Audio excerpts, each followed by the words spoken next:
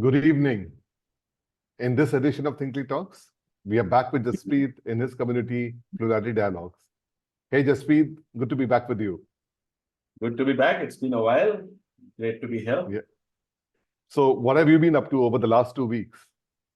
Well, take one guess. It's usually traveling or falling sick.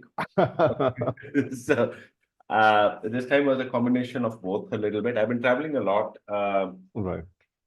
talking about AI in various places. And I've just come in home today after 7 days, so it feels good. Fantastic. So, I think some more conversation on AI right now to kick off your return back home. So, as always, let's quickly do a quick dive about what happened. It's been a little bit of a, what should I say, slow OI, slow AI fortnight. But let's just double down on that, right? Give me a second.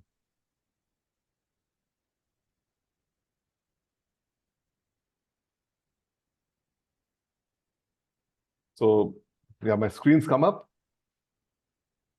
Yeah. All right. So, so let's just try and double down as to what really happened in AI over the last 2 weeks.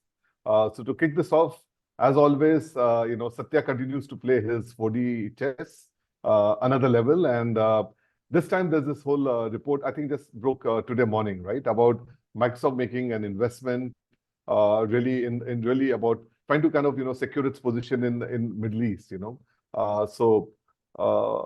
just read your thoughts around this one. Yeah, this is very interesting, Vivek, and as always, a bit unanticipated, but then when in retrospect, very logical.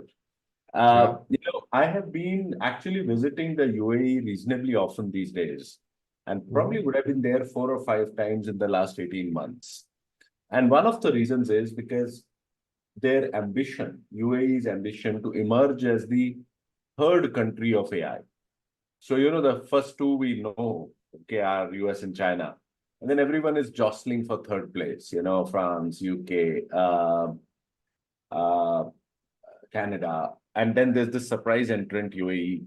And what the UAE did was 4 or 5 years back, seeded a company called G42. And by the way, the 42 there comes from Hitchhiker's Guide to the Galaxy. And G42, which is pretty much government owned, and I think it was seeded with $800 million, so it has a lot of money. And they kind of have been working at this for a while. They became famous when they worked with this company called Cerebras in the US to create two world-class large language models, Falcon and then Giants. And so it's a very credible company, big company, and doing a lot of stuff. Now, obviously, this deal makes sense from two perspectives. One, as you said, for Microsoft to have a strong foothold in the Middle East, where their ambitions to be the third country of AI, so they need to be there. They can't be in the second. And also, obviously, there's a lot of money there, which would always help. But the other one, which is more interesting, is the geopolitical angle. Yeah. And the US has, over the past few months, put a huge amount of pressure on to dissociate itself from China, which it was doing a lot of business with, and to choose, frankly. And I think after a lot of hand-wringing, UAE has chosen to be in the US camp, and they're doing many things, and this is kind of one more seal of, one more way that they have done so. So this is where Microsoft now is kind of working with the US government, and this is the clearest intention of AI and geopolitics not being divorced from each other. Yeah. This is something, the game is really being played at a level way above our pay grade right now, right? I mean, I'm sure there's something to do with the US government involvement, and I think all the nudges that have been happening. Around the same time, Jaspreet, there was this other news that came in about OpenAI opening up its first office in Japan. First office in Asia, and that they kind of chose Japan, right? And pretty much, I think you can kind of see all of this happening because China, in some ways, has always been very, very decoupled from the rest of the world. And if you really want to kind of, even for example, on the mobile side, for the longest, iPhone and didn't really make a inroad out there. Of course, that's changed recently. But when you see all of this thing played out, where do you think India falls out here? I mean, it's giving me a big sense of FOMO. I mean, we seem to be kind of, not in anybody's crosshairs. I mean, any thoughts around that? Well, short answer, nowhere. Hmm. Okay, and that's You the reality. don't have to be so brutal, yeah. I mean, That is the reality. I've been talking a lot about that in this trip. A lot of people have been asking me that, and I've always said, "Do you want the diplomatic answer?" Where I pre-say it with, we have lots of talent, we have lots of whatever, right. or the, or just be brutal. Yesterday, in fact, I was on the stage with the two of us, with how can I forget his name? The co-founder of Sarvam, Mhm. which to me is the Raghavan, Vivek Raghavan, the co-founder of Sarvam, who's an Mhm. amazing individual. And to me, Sarvam is is probably the most credible, large Gen AI company coming out of India, large model Right. company coming out of India. And you think about it, they're doing amazing stuff, etc. But everyone is oohing and eyeing over their funding, which is $41 million, which, as you know, Yeah. is a drop of, Mhm. it's not even a drop in the whole ocean that is required. Plus, we talk a lot about these 25,000 GPUs coming in, etc. I think those are lesser than what an inflection would have, than amount of Correct. GPUs in the country. Okay, Right. and so I'll be very honest. I think we have a lot of good intentions. There's a lot of talk. Mhm. There's reasonable amount of entrepreneurial activity, but the action currently is happening elsewhere in the world, as is evident Right. from the last two slides that you showed. Right. Do you think that, with India really taking the lead when it came to the India stack, when it looked at the identity, then you looked at UPI, I'm sure people out there in the corridors must be thinking about how they really need to up the game, right? And there have been some movements in that direction, but are you aware of anything really happening on that side? Painfully not. I have been a Mm. big votary of that. I call it Jan AI, Right. the whole deal of putting Gen AI in the India stack. And very frankly, I've also been beating on doors, Mm. knocking on doors, beating on walls. Right. And everyone loves the idea, but at least, and I would assume that they're definitely, I mean, we've got very, very good people in those same corridors. And and that, frankly, for me, is the only way for India to make a mark. Not one way, but the only way. I Right. mean, we can't do this by creating bigger and bigger language models. It's not going to happen. Right. Or by creating chips, $40 billion, $50 billion chip plants, not going to happen. Yeah. Yeah. Uh, Yeah. that there's something which we are good at, which is the whole DPI, DPG thing, and that's where we should focus on. Right. Just kind of shifting gears, going back to the updates from typically all these large companies. Meta, for example, announced its Meta AI, which is being tested apparently in WhatsApp. So what is the sense that you have about this, Jaspreet? I saw some chatter in your community about people discussing it, waiting for the API. So where are we on that? So look, now you talk about FOMO. This is where I have FOMO. I still don't have this. Okay, so I think in many ways it's a very logical thing for Meta to do, but it still caught people by surprise. I don't think they talked about it anywhere. Really, there was no pre-announcements or indications that they were going to do something like this. While again, in retrospect, very logical. I mean, they own the best distribution on the internet. With That's right. Facebook, with Instagram, and with obviously WhatsApp. And for them to kind of integrate their AI into WhatsApp, much like Google and Microsoft have integrated it in their properties, was the logical thing to do. And they've done that. And I think they've done that well. I haven't played around with it, I'll be honest with you. But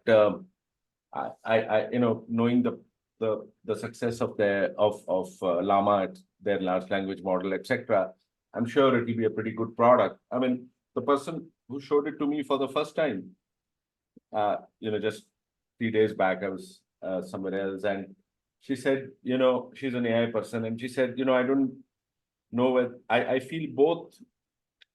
Uh, my privacy has been violated. I didn't ask for it. Okay, it just landed up and it's there. I really didn't ask for it. But on the other hand, I'm curious. Okay, so I know that I can uninstall it, but I'm curious, so I'm not uninstalling it. So I think, yeah, there should have been some level of, like payments when they introduced in WhatsApp, there was some Hmm. permission levels, which I think they have Right. fully and willfully bypassed, which is part of their core competence. So, but I can't comment on the quality of the product. Right. I think everybody's kind of looking forward to getting it on their devices, and it'll be interesting how this kind of Yeah. shapes up. Yeah. Yeah. But moving in a slightly different direction, with Meta, this is of course right up the alley, AI and everything. But then there was this announcement about really, a chip that they've kind of, launched right now. It's called the MTIA chip, and it's supposed to be a far more efficient, GPU that's than the ones out there, right? And this, has really been, puzzling me, and I really wanted, to kind of get your sense. I mean, perhaps for the first time, we're seeing this tech giants really trying to build up these vertical stacks, and probably going upstream in a way, or whichever way you look at it, right? This kind of sounds like Compaq and HP making their own chips instead of relying on Intel way back in the 90s, trying to do that. I mean, that never really happened because they really focus on being an assembly, right? You could imagine probably OpenAI trying to do this because they are really in the infrastructure of AI. But to see companies like Meta, which are really a social networking platform, and they're looking at AI as just to improve the whole user experience. How do you see all of this fit in, No, I personally am not surprised at all by this. Okay, well, for one, I think even Meta is in the infrastructure of AI. So they're building the open source infrastructure with Llama, etc. Okay, and actually, well, let me correct myself. Neither OpenAI nor Meta are in the infrastructure of AI. The infrastructure layer is this chip layer. Okay, they That's are in the one layer above that, which is the large language model layer. So I think OpenAI and Meta are in the same layer, frankly. So is Microsoft. So is Google. Yeah, and so all of them, I think it's not only this chip. Microsoft had Maya, and Google has its tensor processing units, and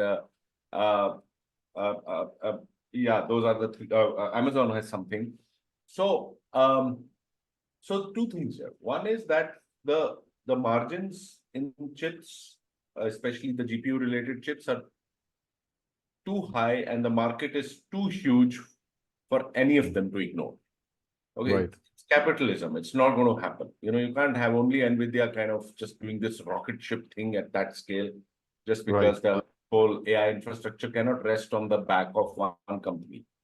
So this is absolutely, in my opinion, expected. The thing which is interesting is that everyone claims to have higher performances than the NVIDIA chips, but still it doesn't make a dent in the market. I mean, AMD has been saying that for a while, and I believe now 2 out of the 3 big clouds don't support AMD because they are not happy with the performance. Right. Google has TPUs, but I think the maximum number of chips on the Google Cloud will be NVIDIA chips. Maya is still not launched by Microsoft, but again, I mean, they're the biggest holders. Actually, if you look at the ownership of A100s and this Grace Hopper chips, the 2 companies which have the most are Microsoft and Meta, not even Google. Oh, that's so they're surprising. kind of, yeah, Microsoft and Meta. So by far, and so I mean, I don't see this to be a surprise at all. In fact, my surprise is that it still isn't creating a dent in them with their monopoly. Interesting. And then, just linked to this whole chip issue, we had this announcement maybe around 2 weeks back, which was about, really the whole consortium trying to kind of come against NVIDIA, which is this whole UXL, which we talked about briefly. I mean, obviously ARM and Intel, Fujitsu, Google, all of them coming together because of this opportunity size being so huge and something that can't be ignored. Any thoughts around this? But I don't see, I mean, I think I don't. Okay, let me just step back. I don't see this to be a big threat, frankly, to NVIDIA. Okay, some of the big guys aren't there. There's no Amazon, there's no Microsoft, there's no OpenAI, there's no Meta. There's Google. Well, there's just one guy. Yeah.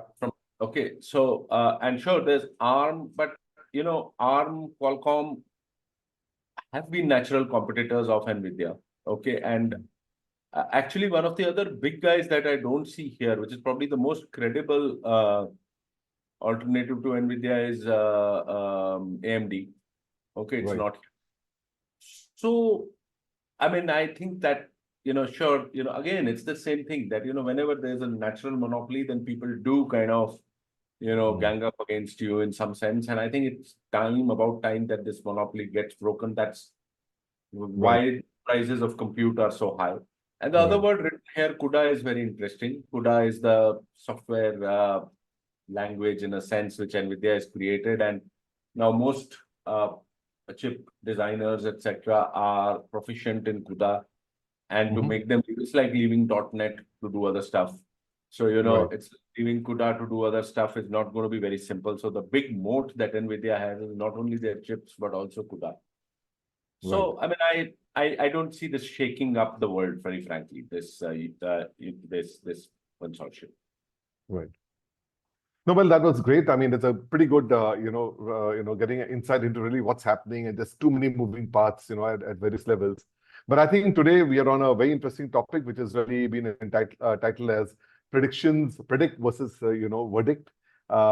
So, Jaspreet, I think maybe you could just talk to your viewers about it, right? You have this whole habit about sharing your predictions for the year, and this time very smartly you decided to just keep it to a quarter because a year is too long a measure right now, right? So why don't you just walk us through that?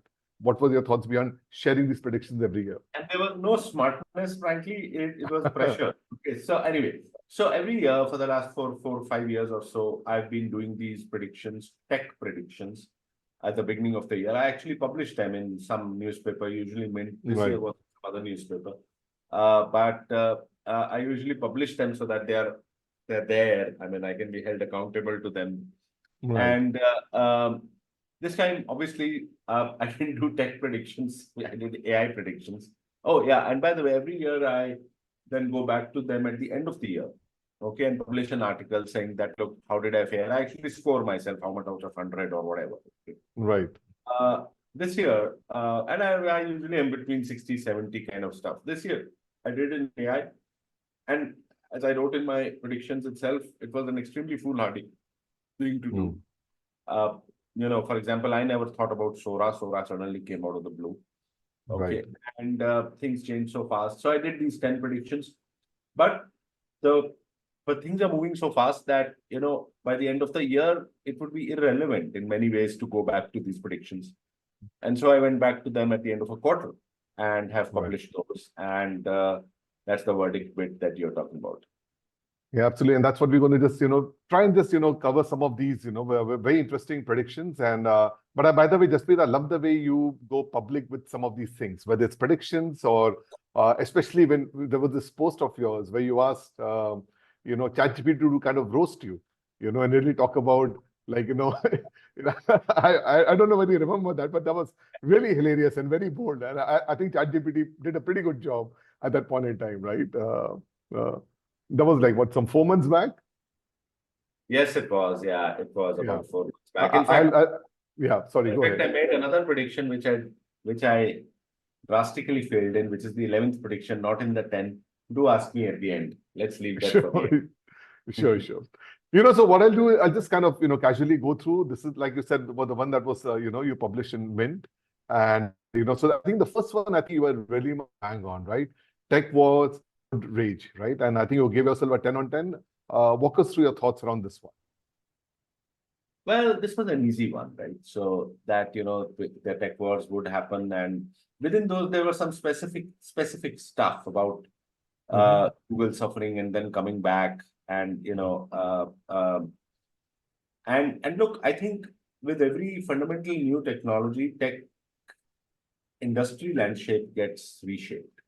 The top 10 companies don't remain the top 10 companies. That happened with the internet and, how retail and entertainment and information and news was the companies which were there of those in the top 10 dropped out of the top 10 with the exception of Walmart, which has been a stalwart there, okay, and has done really well to be there.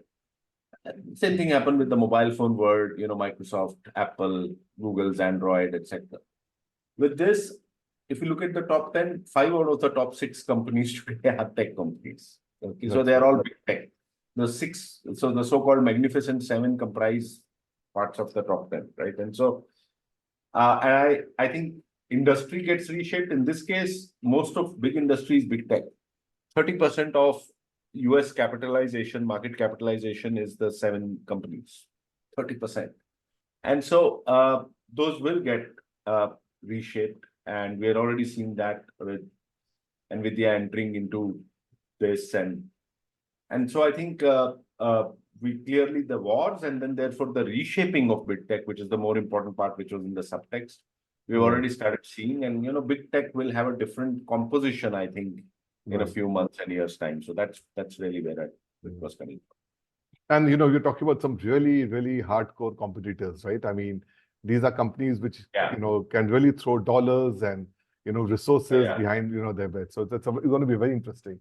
There's a question here from Tanishka, and I'm just going to reply to her. She's saying, what are the most exciting AI developments Jaspreet to expect in the next 5 years? And, Tanishka, here we're talking about quarter-on-quarter reviews. So we're not going to be talking about 5-year discussions right now. So, moving from this, Jaspreet, you talk about a very interesting one, AI moves to the edge, and on that one, and I think all of us have been wondering when will really Apple launch its, a refurbish or a revamped Siri, and what's going to happen with this, and you gave yourself a 7 on this. I have some question on this, but, maybe you could just give us your sense on what do you think happened? Why don't you ask the question? I'll incorporate that into my sense also. Right. So I think the logical question was really about what's going to happen with Android and Apple and Samsung, right? But I think there's this whole thing about the wearables which has been sitting out there. We're talking about the human AI pin. Unfortunately, the launch of it was very underwhelming. And similarly, there's a Rabbit R1 which is coming up. So all about this AI wearable pins. Do you really see them coming in? Because the iPhone and the Android, as we know, has demolished every other device that's out there. So do you see that this might lead to a new surge of wearables, or, it's just going to be back to the smartphone? 100%, not even one iota of doubt. Okay. See, that's interesting. That's a 100%. Okay.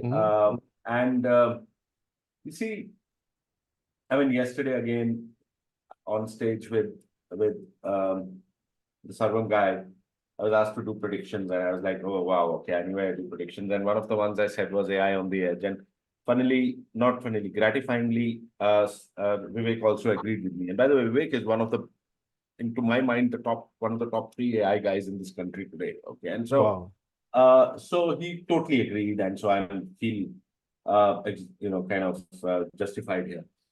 So look, we are moving to the edge has already started.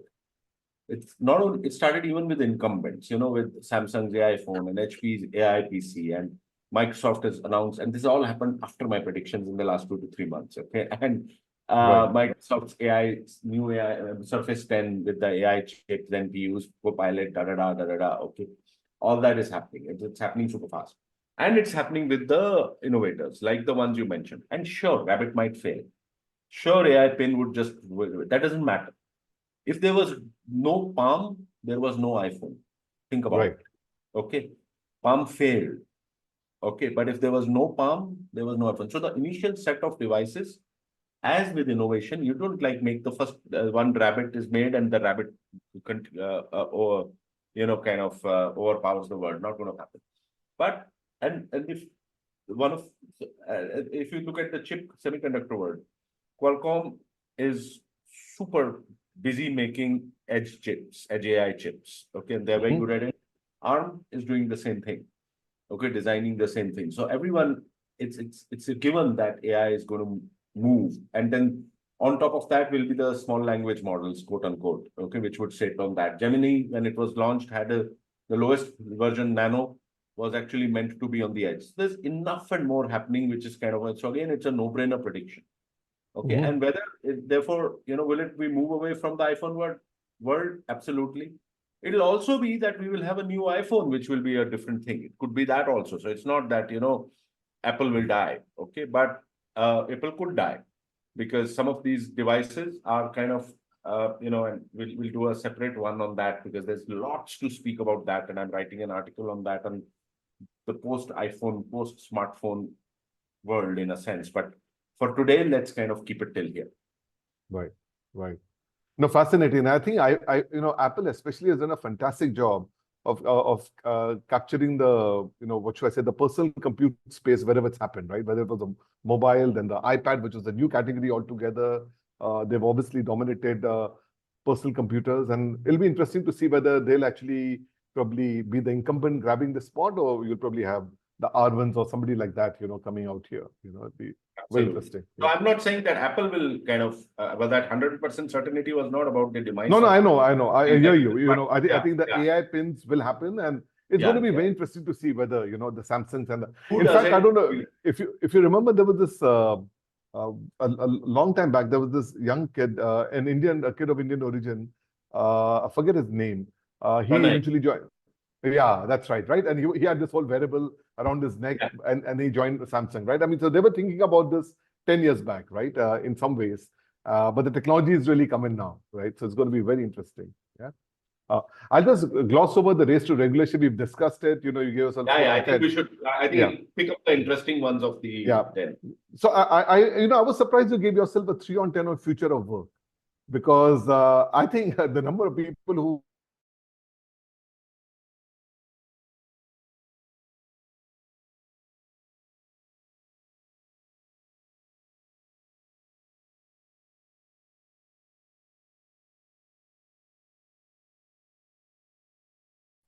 Self-deprecatory, but I mean, one of the things, and maybe it had to do with personal experience, which should not be the case, but right. I'm not very overwhelmed or super impressed with Copilot so far. Okay, to me, Yeah. Copilot and Microsoft's Copilot was probably the biggest product and use case of Gen AI and everyone, and it's like super fantastic, but I have not been able to make it work, very frankly. But forget Yeah. me, as I go around, talk to multiple companies, none of them are exceedingly excited about it at this point of time. And they find the pricing also very high. I think Right. maybe Microsoft, I think Microsoft done the right thing by acting like a startup and putting it in without really making it enterprise, super foolproof thing that they usually do. But I think they have also overreached by pricing it super high, probably under pressure to, show the world that they can make money out of generative AI.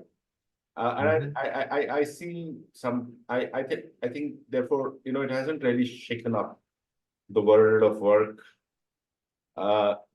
in the first 3-4 months. Sure, some of the other things have, ChatGPT in itself has, and some of the GPT-based things have, but it's not like a revolution at this point of time. It's Right. still very tentative.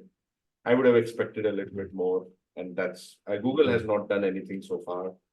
Okay, That's their right. docs, etc., nothing which has kind of forever. So that's why Right. I'm a little underwhelmed.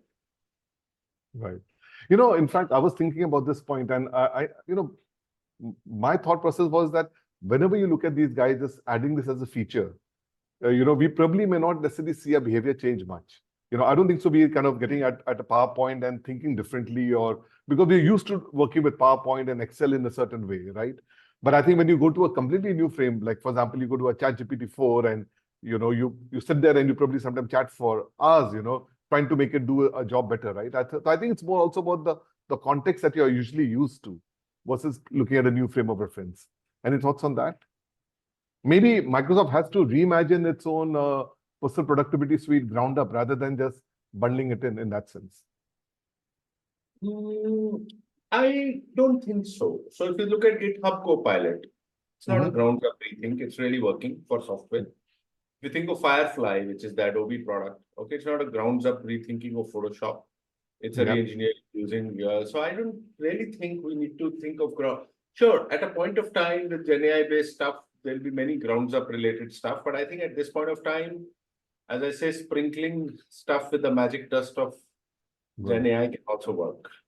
Okay, so that's what I think. Sure, fair enough. I'll jump the AI and jobs. We spent a lot of time on that, but I found this prediction of yours, open and proprietary LLMs, right? And again, like in my view, I think of really, like you said, the device, the chips as really the what should I say, the infrastructure out there. The LLMs again are the software infrastructure built on these chips, right? But I think more and more people, they're talking about the fact that eventually there's going to be a commoditization because you are looking at the same data sets. The internet is a data set. Everybody has compute, everybody has algorithms and parameters, right? So at some point, the edge that you're talking about, would probably narrow down. Pretty much the way we saw in let's say on the computing, because on the desktop side, people preferred Windows or the OS because of the UI that the users want. But on the server side, you have Linux, which kind of rules, in the data centers, right? So I would say that probably I think eventually open LLMs will rule. But your thoughts on that? No, I think we're broadly saying the same thing. And again, I'll be honest, I'm not a great expert on open source versus proprietary and the wars that happened, etc. I do think, as you said, we have a lot to learn from what happened at that time. And a similar stuff would play out this time. But if you see my prediction, what I've said is in 2024, these are predictions for 2024, not for 5 years. Our friend was asking, okay? So I'm saying that in 2024, proprietary will still rule. Beyond that, we don't know. Right.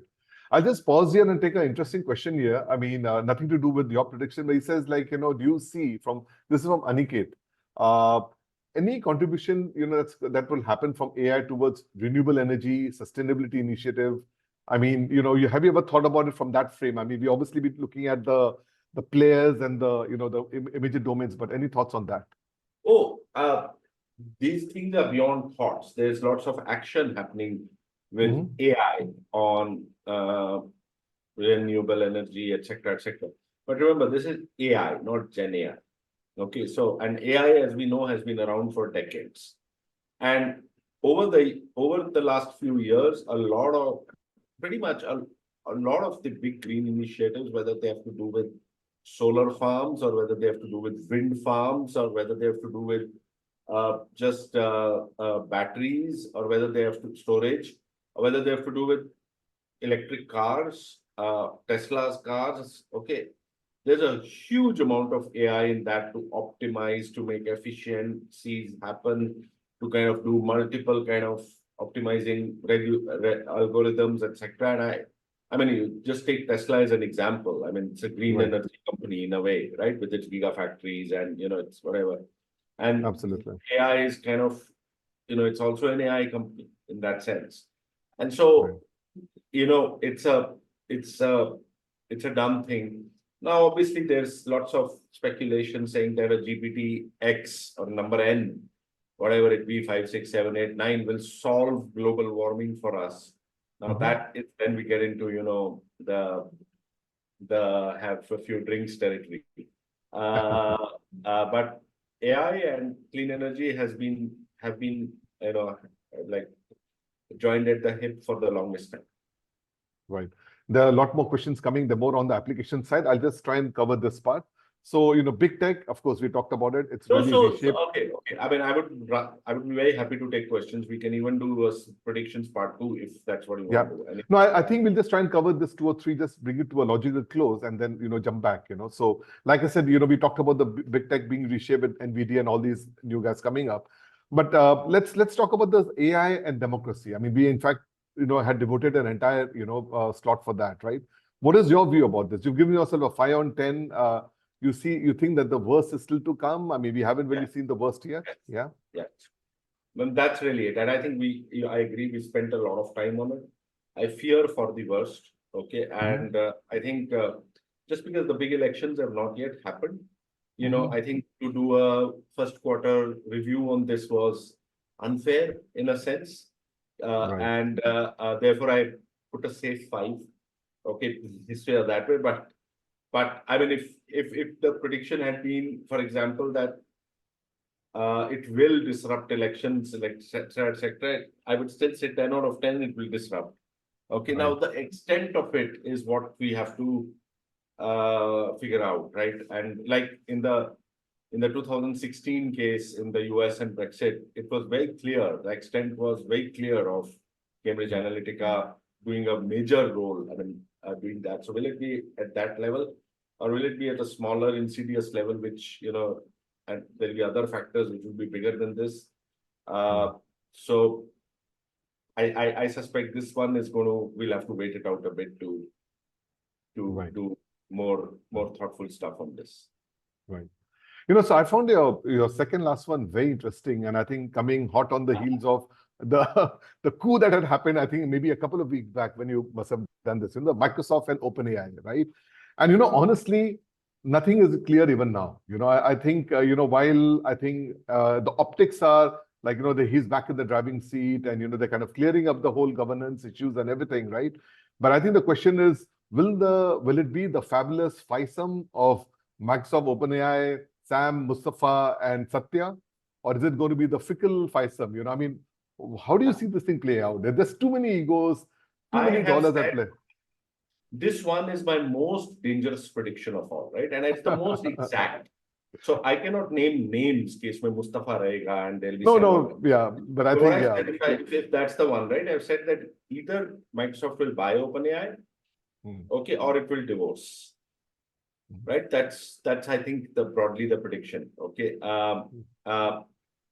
And it's going to divorce it with some crazy alimony. I mean, the dollar that I know, but I don't rule that out, to be honest, because I sometimes think that all the moves that Microsoft is making is for that eventual divorce also, towards that. That's right. You see the Suleiman thing, and you see the G42 thing, and Mistral investment into Mistral, etc., etc. Okay, I mean, they are kind of clearly, de-risking themselves against a possible, and at a point of time, maybe, large language models will become a commodity. Okay, so and if as people say Mistral or Claude today, they say is at the same levels of GPT-4, then you know what, tomorrow you can integrate Mistral also into stuff and work. And so I think at a point of time, Microsoft would want to have some full control of its destiny, like Google. I mean, Google to me is actually still, even after all the missteps, best position. They have the best talent, bar none. Okay, they have the full stack. They're the only company with the full stack.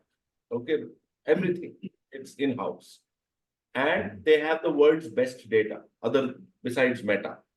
Okay, to train with YouTube and with obviously search and with all of that. They have the best data.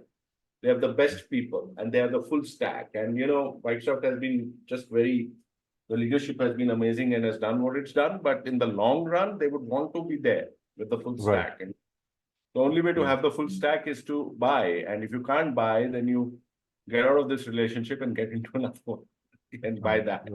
Right. We definitely haven't heard the last on this one, right? I mean, we still don't even know why the coup happened. And Ilya Sutskever has apparently been missing, right? I mean, nobody really knows what role is he playing. I mean, he's supposed to be the chief alignment officer, so to say, but I don't know. You have any insights on that? Because that's always very juicy to kind of, I'm about 10,000 miles from Silicon Valley. Literally and metaphorically, yeah. But I think coming to the last one, and my question to you is, you've been a chief digital officer, right, of a large conglomerate. If you were to go back to a corporate job, would you take up the chief AI officer job that you kind of have talked about? Yeah, I mean, again, the problem with the CDO roles was that they were never really considered very seriously. Okay, to be honest. I mean, at the end of it, the budget still remained with the CIO.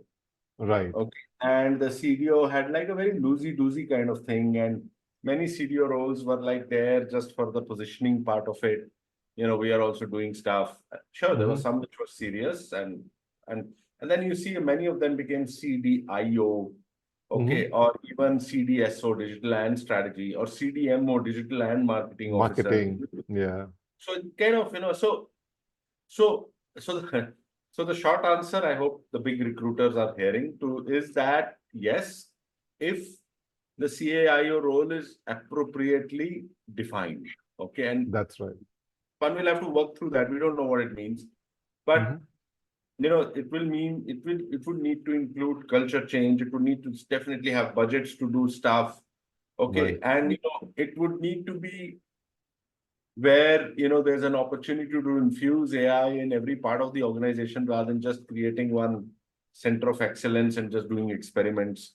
Okay, Right. so I think if you think of the CAIO role in a cultural context, it Mhm. would be far more interesting than thinking of CAIO role in an innovation context, which is Mhm. what most people would think of, frankly, and that would not be interesting. And why Right. I've given potentially low marks in that is very similar to, in a sense, the work part. In Gen AI, as we know, if there's one constituency which is not as excited as the others, it's the enterprises, big That's right. enterprises. Mhm. Okay, and they're like, I can't find any use cases, I can't find this, I can't find that.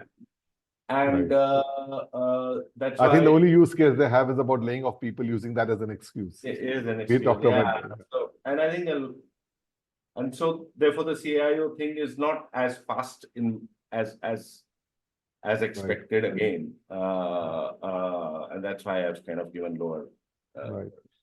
And just for some of the recruiters who might be listening in on this, do you think that this is something that's going to be sitting closer to the CIO CTO role or closer to the business side of things? I mean, how would you imagine? I mean, where do you see this person spending most of her time? So the CDO role was 50-50 always and what people did not think of the CDO role was that a lot of it was an HR L&D role also. Mm-hmm. Okay, so I think this role will be kind of somewhere in, so it's not a 50-50 of business and IT tech. It'll need to be, as I said, culture again. So it'll need to be very closely tied to the culture part, which today is seen to be a CHRO's remit. Mm-hmm. And so I think there would need to be some kind of, so think of a triangle with the IT tech and on one and business on the other and HR on the third. I think this would be like the vertex of that triangle. Fascinating. No, It's really vertex, going to be the centroid of the centroid triangle. of the triangle. Yeah, that's right. No, great stuff. I mean, Jaspreet, this is very interesting, and I think very, brave of you to kind of, especially in something which is so fast changing to kind of take. And I think you didn't do pretty bad. In fact, you were pretty harsh on yourself on a couple of these. But I think from this, moving into a few, and how much time do we have, Jaspreet? To just Maybe try and another take 10 some. minutes, yeah, 10 Oh, minutes. Or so. perfect. Great. So there are some questions, and I'm just going to try and convert them into the theme today about predictions, and there's Mariam out here who's saying that, good evening. I want to know, while AI excels at analyzing vast data, can it truly capture the nuances of human intuition and experience that often lead to breakthroughs and, creative solutions? Are there any areas where human judgment will always be irreplaceable? So I think Yeah, if you were to just apply your yeah. prediction to this one, that'll be interesting. I don't think so. I don't think it still captures the nuances, the intuition, the learned, lived experience in a sense, which humans have. And that's why, I continue to firmly believe that, it will be humans and AI working together, which will do the best work rather than AI alone or human alone. Because there are certain strengths which humans bring in, which is still not replaceable. And some of those you mentioned. And similarly, there's strengths in the AI part, which for what when humans can't do, they can't crunch so much data and know so many things and, do Right. things that fast. So I think and actually when we think of quote unquote super intelligence, that's what people mean, that that it will have all these human things. And now Elon Musk obviously wants to be on the news cycle, so he said it will happen next year, which I like. I don't even know whether to laugh or cry. But I think personally think that in my lifetime this is not going to get replaced. And so certain jobs, almost every job. That's why Microsoft is also calling it Copilot. It's not an autopilot, okay, or a Right. pilot. So multiple jobs, but especially jobs which are more human things. And you might know I am these days obsessed with this concept of being human in the age of AI. Right. And so things related to compassion, for example. So if you have a nurse's job, the best robotic robot in the world will not be able to do a nurse's job well. Right. And similarly, any such jobs which have a high dosage of human, even a CEO's job. I mean, let's move to a totally different area. Okay. Right. There's a lot of empathy, there's a lot of lived experience, there's a lot of judgment that a CEO needs to do, which cannot only be mathematical judgment or algorithmic judgment. Okay, Mm. it goes beyond algorithmic judgment. The calls which would sound completely counterintuitive to a uh, uh, data-driven algorithm, which happen. And so I think these will remain uniquely human attributes for the foreseeable future. So very clearly, you've gone way beyond quarters. You've said in our lifetime. So that's a long, bet on being human in that sense. Wonderful. There's a question here from Rashi, but I think before that, Jaspreet, how are you going to be doubling down on your predictions? Are you going to be just looking at the same 10, or will you probably have new parameters coming up in the next one? I've put the 10 in the beginning of the year. So one of the things, let's see. I mean, let's see how the year unfolds. Maybe Yeah. I do just a quarterly Mm. update, or maybe I close these 10 in June or July of this year and write a new 10 for the New 10. second half Yeah. of the year. Yeah. Yeah. Let's see. Because I think this question from Rashi is a very interesting one. You might want to consider this in one of that. And it says, will AI influence the future of transportation, particularly in the development of self-driving cars and drones, So we've been on the, what should I say, on the advent of, drones and this for a long time, right? And do you really see finally happening, So Gary Marcus, I would encourage Rashi to follow Gary Marcus, who is brutal about how these predictions of cars and driven by AI are going to happen next year. They've been happening next year every year. For the longest, yeah. For the longest time. Okay. And we've reached a stage where most companies have given up, including Yeah. Apple. Okay. And or defunded or given up or just made them hobby projects. If you ask me honestly, I never understood the real rational reason to have driverless cars. Okay, even while the whole world has been talking about it. Electric cars, sure. Energy efficient cars, sure. Okay, semi-autonomous, sure. Okay, I think the only reason people were doing autonomous cars was because some Silicon Valley billionaires saw those as amazing toys. Okay, and the only rational reason which was given was about reducing accidents. Now, you can reduce accidents by 3 ways, which is much more effective and cheaper and possible than doing this. Okay, by doing semi-autonomous, for example, you can build in huge amounts of technology to prevent accidents. Okay, if you focus on that rather than self-driving. Second is you can work on non-tech ways to look at human behavior and using nudge theories and many other ways to reduce, like we did with smoking, for example. Okay, we did that, right? It had nothing to do with some AI coming in and reducing people smoking. And the third is, frankly, most accidents happen in the developing world. And there's never going to be a driverless car in the developing world. Okay, it's illogical. The road systems don't exist and people need jobs. I think this has been a big, one of those things. Even flying cars, I get. Okay, we should do. Okay, but driverless cars, I think if they die a natural death, I will not be mourning them, to be honest. However, we must acknowledge that what they have done, like many such projects do, they spin off technologies which can be used in many other places. Okay, like Formula One spins off technologies which can be wars, and the war weapons do that. And so I think it's not a wasted effort. There'll be lots of the LiDAR technology can be used for multiple things. And but I think we should just say, okay, fine, we played around for this. Let's keep it to the side. There are many other problems we need to solve, bigger ones. Right. There's an interesting one here from Anand, and I think you would probably have a very interesting context on it. Especially with the experience of being a CDO, and you talked L&D being a very important part of what a CDO does. So it says, Anand says that will we see advancements in AI-driven personalized learning platforms and educational tools to cater to diverse learning styles and needs? Absolutely, yes. Absolutely. I think this is the biggest promise of AI. Yeah. This and personalized education and personalized healthcare.